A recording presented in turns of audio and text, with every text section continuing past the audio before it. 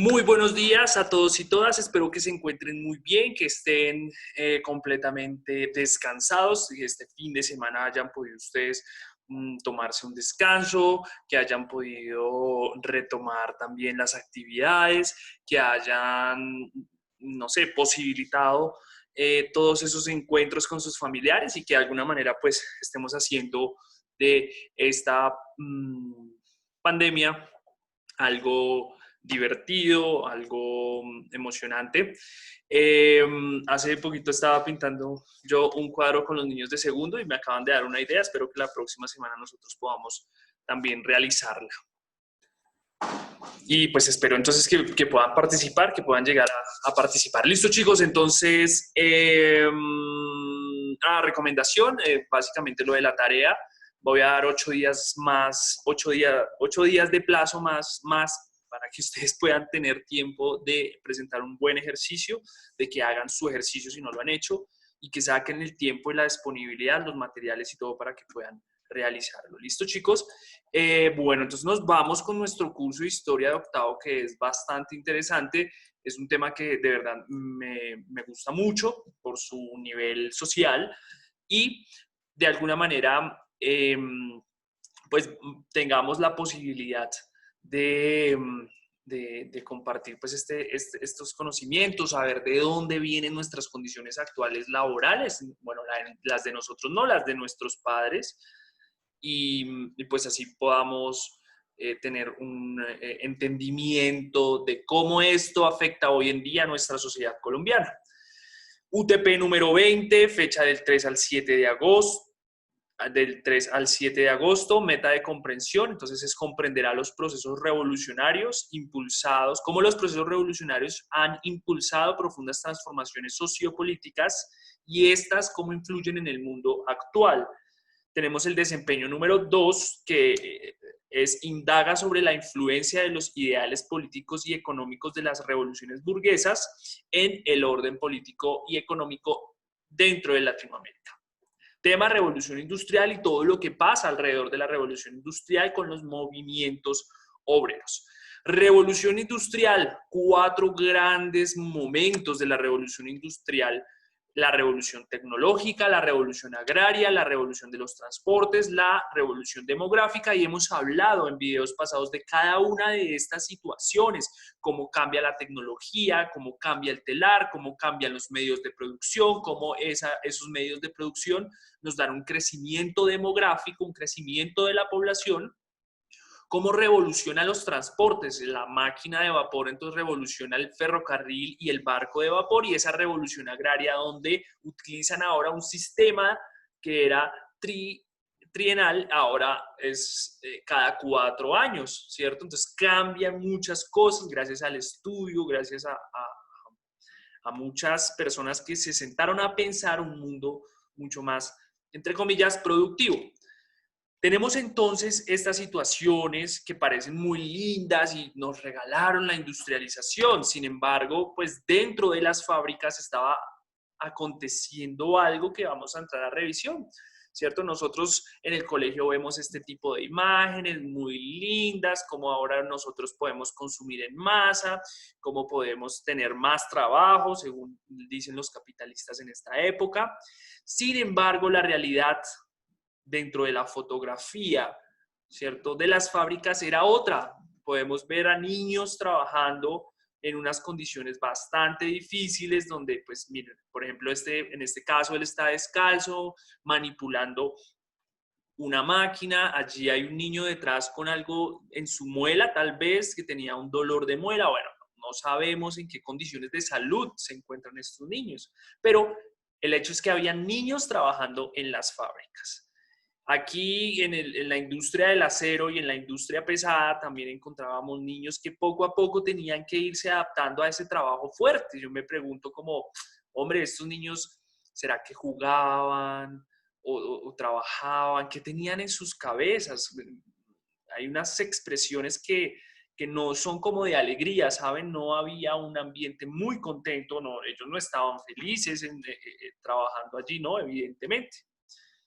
Acá también vemos un panorama igual, a pesar de que algunos tratan de mirar qué es lo que está pasando, como, mira, una cámara, bueno, ¿cierto? Vemos a los niños con unas facciones que evidentemente no son de una plena felicidad, no son de una plena satisfacción, ¿cierto? Y entonces allí estaban. Imagínense ustedes, no tienen otra opción, no hay otra opción, toca trabajar o si no, no hay comida. Básicamente así funcionaba. He aquí otra foto de esos niños en la industria pesada, en este caso en la industria del acero, ¿cierto? Donde hay unas miradas, donde hay unas expresiones con su rostro que evidentemente muestran esa situación que se estaban viviendo al interior de las industrias, que la revolución industrial había alzado en su máxima expresión. De acuerdo a esas condiciones de trabajo, entonces surge algo que se llama el movimiento obrero. Y es que el movimiento obrero surge de esa revolución industrial como consecuencia de la falta de derechos de esos trabajadores que vimos en imágenes anteriores, ¿cierto? Y las fábricas, pues evidentemente tenían unas condiciones paupérrimas, muy malas, ¿cierto? Entonces, el movimiento obrero surge de eso. Las personas, los obreros, se empiezan a reunir y empiezan a hablar de qué es lo que los está quejando, de cuál es esa situación que ellos viven en el campo, pero no solamente en el campo, sino en la ciudad y en las industrias, campesinos, trabajadores, allí en esa misma situación. Esta es una imagen muy icónica, la utilizan mucho, de pronto ustedes la puedan volver a ver en algunos momentos. La lucha de los obreros, ¿cierto? Básicamente nace de la injusticia, ¿sí? De las industrias, ¿cierto? ¿Y qué empiezan a hacer los obreros y campesinos? Se empiezan a reunir, empiezan a hablar y empiezan a decir, hey, no, o sea, nos parece injusto este tipo de situaciones, nos parece injusto este tipo de políticas dentro de la empresa, dentro de la industria, y no nos está gustando cómo están llevando las cosas. No, nosotros no tenemos una vida digna, estamos trabajando mucho, no tenemos nada. Y entonces esos campesinos y esos obreros se reúnen para mejorar a partir de actividades y de acciones que puedan favorecer a esa clase de trabajadora, como que cambie la situación. Ya estamos cansados de esta situación. Entonces ellos, hay algo que nace casi como muy natural, que es la manifestación que nosotros actualmente conocemos y se denomina como huelga. La huelga es que paramos. Entonces, paran todos los obreros porque todos los obreros están de acuerdo con que hay unas situaciones muy complejas en la fábrica o en la industria y paramos, todos paramos. Acá también tenemos la posibilidad de ver a los niños participando de ese tipo de manifestaciones o huelgas en las cuales exigían unas mejoras de condiciones. Ellos no estaban diciendo regáleme todo, no, ellos estaban exigiendo que hubiese mejores condiciones de trabajo, no muy diferente a lo que pasa hoy en día.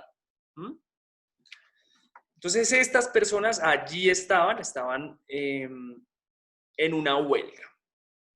Los salarios de esta época eran salarios bajos, no alcanzaban. La industria y la revolución industrial trajo con ello unos sueldos muy bajos que no alcanzaban para una vida digna o para mantener a la familia en unas condiciones buenas, ¿cierto? Y la situación era que si por accidente o despido, ¿cierto? Como los empresarios podían disponer un tiempo, entonces una temporada, entonces sí necesito obreros y después ya no los necesito, entonces los utilizo cuando yo los necesito y no existía un subsidio, es decir, en el momento en que yo me quedo sin trabajo, en Europa existe esto. Si tú te quedas sin trabajo, el Estado a ti te da una ayuda económica mientras tú buscas trabajo. En Europa. Y eso está bien para los europeos, pero también es porque su Estado tuvo muchas de estas luchas y tuvo que concretar unos acuerdos con los obreros, cosa que no ha pasado acá en Colombia. Si tú estás sin trabajo, el Estado no da subsidios, da algunas ayudas de mercado. En esta pandemia lo podemos ver. Familias de estrato 2, 3 y 4 que no reciben ningún subsidio, pero eso no significa que es que sean ricos, ¿no? Pues si paró toda la actividad económica, evidentemente va a parar también eh, la situación económica de estratos medios, no solamente los de estratos bajos, ¿cierto? Entonces no había ningún tipo de subsidio, no había nada, nada, nada, nada. El Estado decía, ellos son libres de hacer lo que quieran con sus empleados, no muy diferente al esclavismo. Y entonces teníamos a obreros almorzando, esto es una imagen muy tradicional también, puede que la observen ustedes después, en los cuales les tocaba almorzar en una de esas vigas en unos edificios que estaban construyendo muy grandes. Esta foto creo que es en Nueva York, ¿cierto? Los obreros comiendo sin ningún tipo de seguridad, porque pues era lo que les tocaba. ¿Cuántas personas por falta de seguridad, por falta de una no sé, cadena o algo para que se amarraran y no se murieran, habrán muerto en esas construcciones de edificios supremamente altos, ¿no? La industrialización, todo eso trajo consigo estas situaciones dentro de esas personas que están ahí trabajando. Como no existía una ley que regulase el trabajo dentro de las industrias, dentro de las fábricas, los trabajadores entonces tenían y se veían obligados a realizar trabajos de más de 12 horas. 12 horas, más de 12 horas, o sea, podrían llegar a ser 16 horas. Y si no rindes esas 16 horas, te despedían. No, no nos sirve, necesitamos a alguien que trabaje 16 horas, ¿cierto? Y entonces, en esa situación, pues los niños y mujeres, ¿cierto? También trabajaban allí y eran ese objetivo más codiciado por los empresarios. ¿Por qué? Porque a los niños se les podía pagar menos. A los niños no les pagaban igual que el trabajo de un hombre adulto, ¿cierto? Y pues digamos que eso era un atractivo, el hecho de que no le pague yo tanto a un niño, pero le pueda exigir a un niño que trabaje, pues entonces, bueno, ¿cuántos años tiene? 12 años. Yo le ofrezco tanto, pues una familia de 4 personas, 2 papás, mamá y papá y un hermano pequeño, y pues tienen que trabajar, no había de otra, o si no morían de hambre. Entonces, los empresarios querían captar ese público, o sea, esos empleados que eran los niños para tener allí toda esa parte económica, porque eso era ganancia para ellos. Yo dejo de pagarle a un obrero grande y le pago a un niño. ¿Listo? Entonces acá otra vez el ejemplo de niños allí, incluso muchos sufrieron accidentes como pérdida de dedos, de mano, de extremidades, porque pues la industria es así. Ustedes lo que ven aquí es una correa, ¿cierto? De repartición, es decir, una correa que sube y baja, sube y baja. Los niños a veces son distraídos, ¿cierto? Pudo que esta correa de repartición o esta polea pudo haber hecho que alguno perdiera un dedo, bueno, no sabemos, pero las condiciones eran así y no había un seguro médico que te atendiera y no te iban a hacer nada.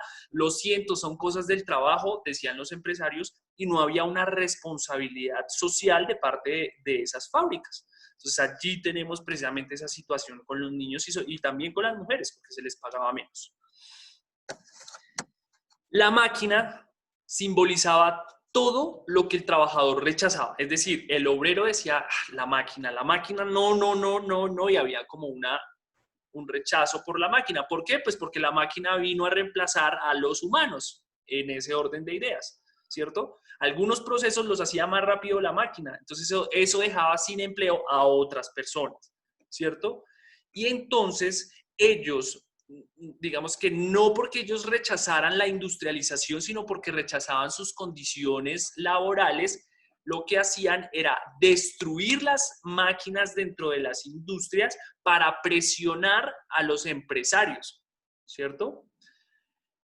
Y eso para que, por ejemplo, no, necesitamos un baño y que podamos ir por lo menos 2 o 3 veces al baño cuando tengamos ganas. Entonces, no, ustedes no pueden ir al baño sino solamente una vez, decía el patrón. Entonces, utilizaban ese tipo de destrucción de fábricas, de destrucción de máquinas dentro de las fábricas para presionar y decir, denos las 3 idas al baño, ¿cierto?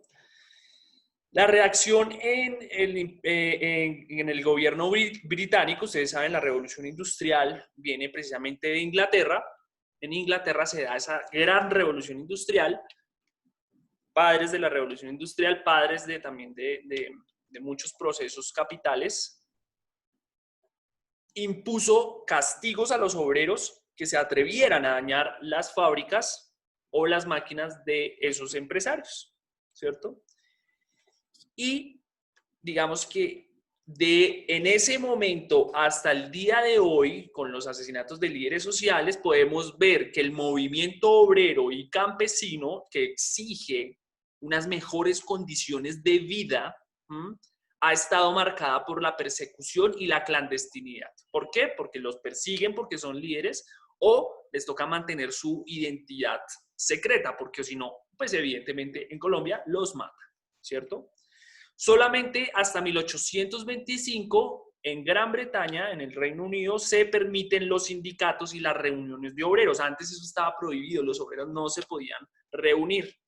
He allí entonces una de esas acciones, no hay fotos evidentemente porque lo hacían clandestinamente, supongo que se ponían capuchas o se ponían ropas diferentes para que no los reconocieran, porque pues si lo reconocían los echaban fuera, ¿cierto? Entonces eran acciones clandestinas, acciones que no se podían saber en qué momento ocurrían ni quiénes eran, pero era una forma de presión para que hubiese mejores condiciones de vida y mejores condiciones de trabajo.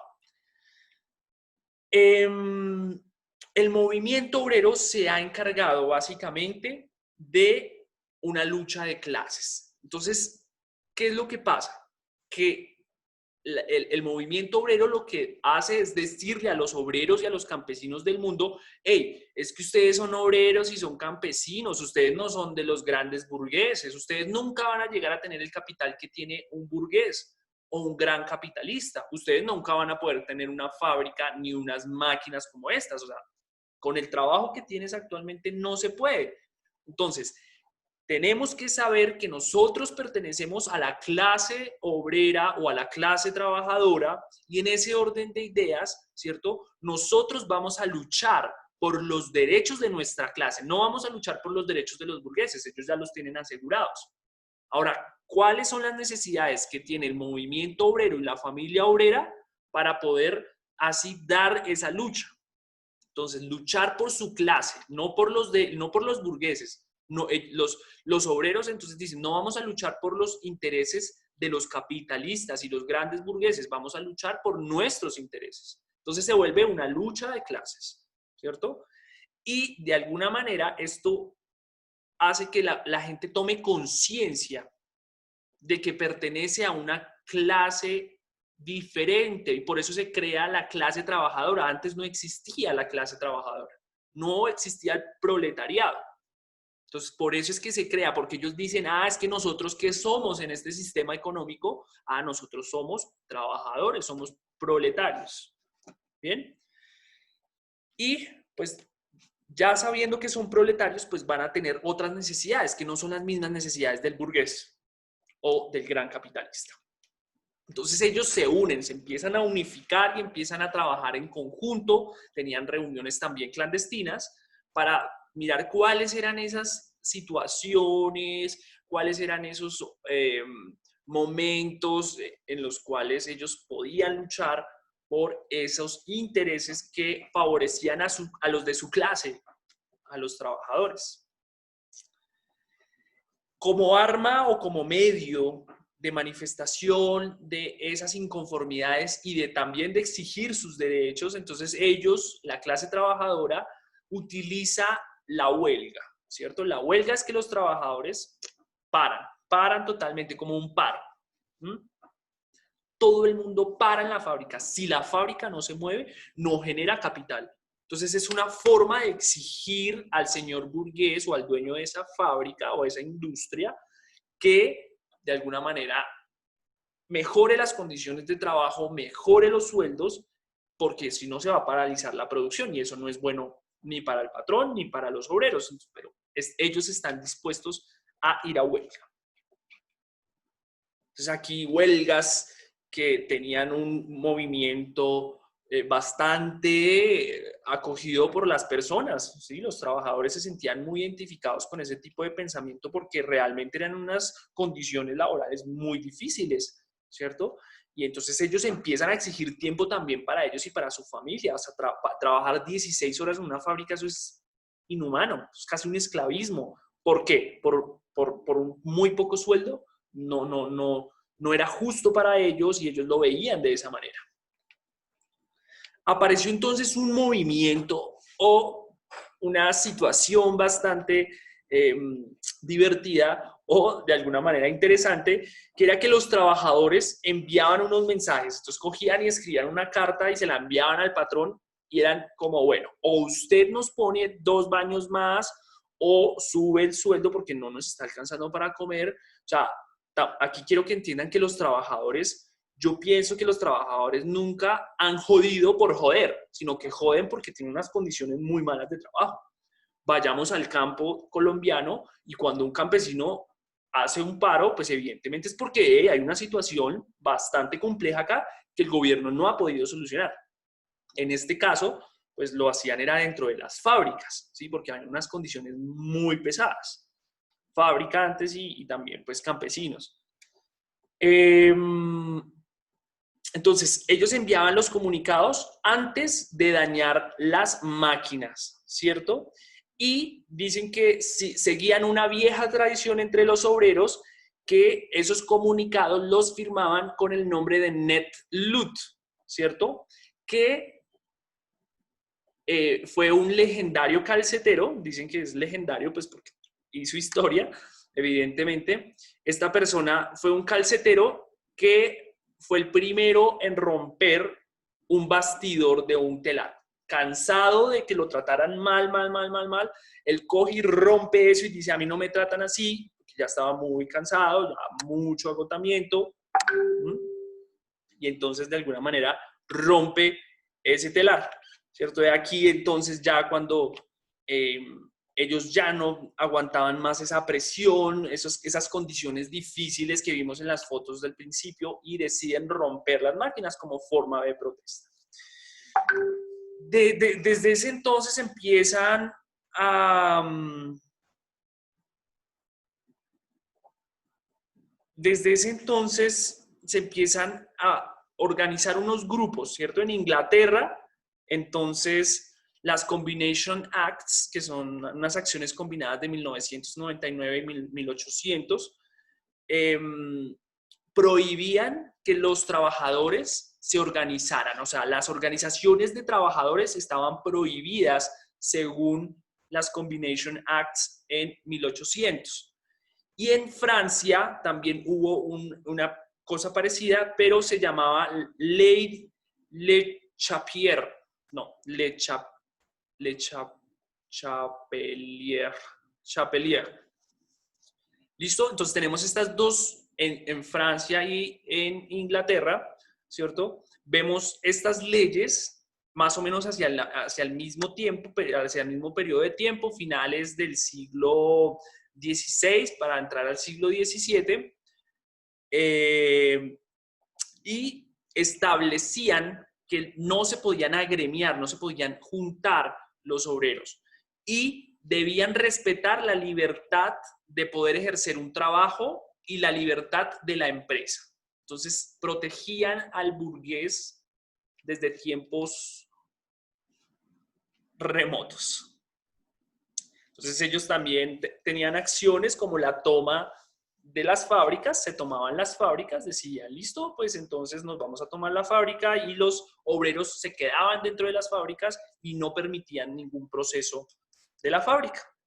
Entonces, esa era también otra acción que ellos tomaban. Y entonces después surgió el cartismo. ¿Qué era el cartismo? Cuando se desarrollan los sindicatos o la organización obrera, ya denominada sindicato, en Gran Bretaña, los obreros también dijeron, no, esto no solamente tiene que haber una lucha organizada dentro de las industrias, sino que debemos apuntarle a una lucha en la política, porque solo desde la política yo puedo cambiar las leyes para que haya un mejor beneficio para los trabajadores. trabajadores. Entonces, surge el cartismo como movimiento de masas, ¿cierto? Y se da hacia 1838 y 1848, cuando precisamente se estaba dando todo esto de las revoluciones burguesas. Empezamos a relacionar. Y esto permitía, o eso permitiría, entonces, tener derechos de los trabajadores, que los trabajadores tuvieran derechos, pero ya institucionalizados dentro del marco de la ley, ¿cierto? Curiosamente, entonces también aparecen las Fuerzas Armadas antihuelgas, muy conocidas en Bogotá durante los últimos periodos, que son como el ESMAD de la época, y resulta que, pues obviamente, su interés era defender la propiedad del capitalista y reprimir, o sea, la palabra es esa, ese tipo de acciones policíacas lo que hacen es reprimir que los trabajadores exijan. Entonces hubo muchas cosas que pasaron allí por esa situación. Bueno, bien chicos, eso es un poco de la revolución industrial, eso es un poco de los movimientos obreros y cómo estos evolucionaron y cómo estos también intentaron llevar a cabo todos esos planes para una mejor calidad de trabajo y calidad de vida.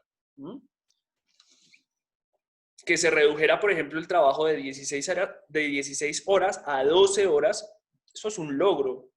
De 12 horas a 10 horas, eso es otro logro. Y ahora tenemos 8 horas. De hecho, en algunos países europeos ya no se trabajan 8 horas, sino 6 horas. Todo eso gracias a que las personas están exigiendo una mejor calidad de vida. Nosotros, los seres humanos, pienso yo, ¿cierto? No solamente estamos hechos para trabajar, ¿no? Mi vida no puede girar en torno al trabajo. Mi vida debe girar en torno a mis intereses y a lo que a mí me hace libre como ser humano. Pero evidentemente el sistema de esta época, que todavía tiene visos, el sistema actual tiene visos de ese sistema de esa época, no ha cambiado muchas cosas. Sin embargo, hay algunas cosas que no han cambiado y se mantienen. Y eso pues es perjudicial para todo el mundo, no solamente para los grandes capitalistas, sino también para nosotros los que de alguna manera trabajamos en ese orden de ideas dentro de sus dinámicas económicas, ¿cierto? Entonces, como el caso que hablábamos del señor de Rappi, ¿no? Que tuvimos la oportunidad de hablarlo en las clases sincrónicas. Bien, chicos, si hay dudas o inquietudes, por favor, anótelas para que la próxima semana nosotros tengamos la posibilidad de hacer preguntas. ¿Listo, chicos? Nada más me queda sino agradecerles a ustedes por su atención, por ese esfuerzo que están realizando, por todo ese trabajo que están realizando. Espero que se diviertan con la maqueta, háganlo de forma divertida, junte a la familia y háganlo en los tiempos libres. Tenemos 8 días más para hacerla, entonces no hay. ¿Listo, chicos? Un abrazo, cuídense y nos vemos en una próxima.